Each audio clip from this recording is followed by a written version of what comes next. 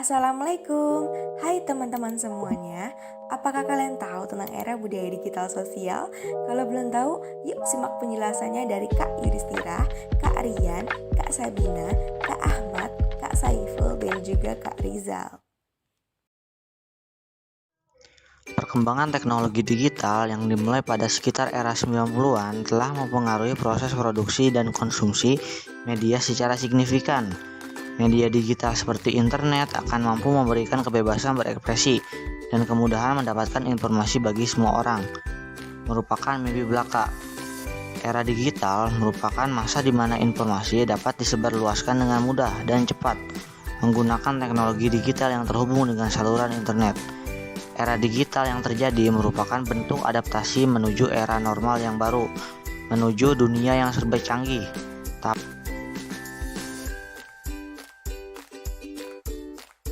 Proses digitalisasi juga membawa pengaruh baik bagi industri media, dikarenakan hanya proses ini dapat menghasilkan kualitas tampilan teks yang lebih baik. Tapi proses ini juga memungkinkan cara yang lebih mudah, lebih cepat, dan lebih efektif untuk menyimpan teks media. Saat media teks diubah dalam bentuk digital, produser dengan mudah menambah dan membuat versi baru atau versi lain dari versi asli teks media tersebut. Saat ini kita sering melihat tren seperti pada industri kreatif seperti film, contohnya penggunaan efek khusus pada versi lama dari judul film yang sama. Baik, di sisi lain, media digital juga telah mengubah pengertian kita atas kekayaan intelektual.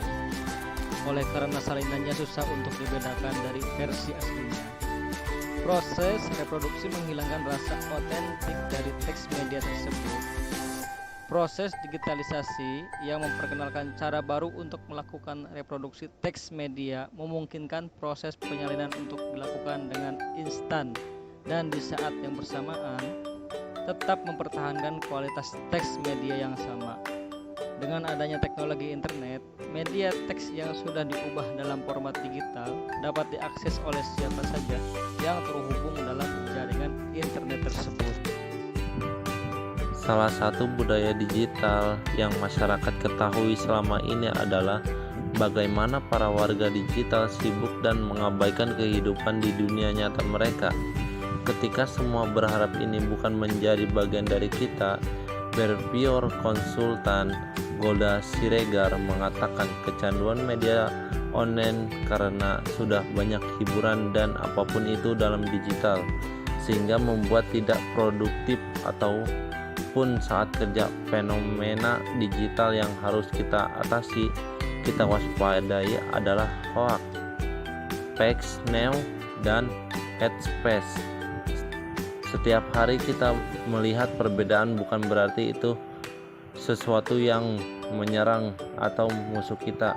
Seringkali terasa asing karena kita belum mengerti saja atau hanya melihat dari sudut pandang.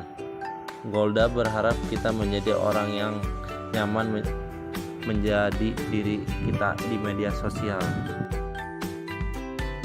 Oleh karena pentingnya budaya digital, ia mengharapkan setiap ASN di Kominfo tidak hanya memahami transformasi digital secara teknis, tetapi juga psikologis.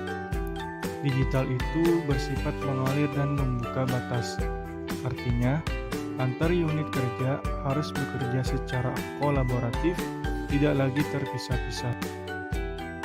Efektif memanfaatkan teknologi digital untuk mempromosikan budaya Indonesia.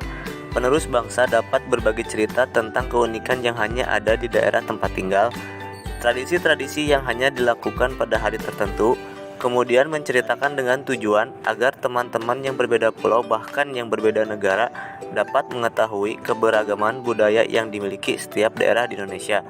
Masih banyak contoh lain yang bisa digunakan untuk kemajuan teknologi digital yang sedang berkembang di Indonesia. Lain yang bisa digunakan untuk kemajuan teknologi digital yang sedang berkembang di Indonesia.